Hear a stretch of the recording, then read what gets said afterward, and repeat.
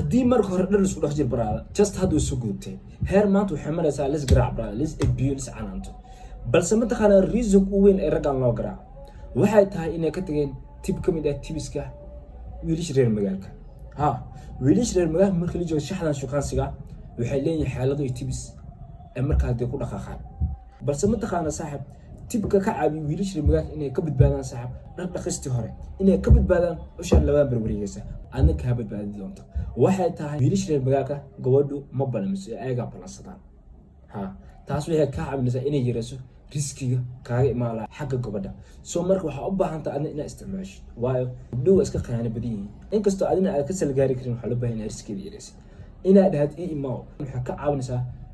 labo points aad u weyn xilli shukaansiga midna waa inay yareynayso riskiga xagga gabadha kaaga imaan lahaa midda kalena waa inay ku muujinayso inaad tahay leader brother waayo markaa shukaansiga joogta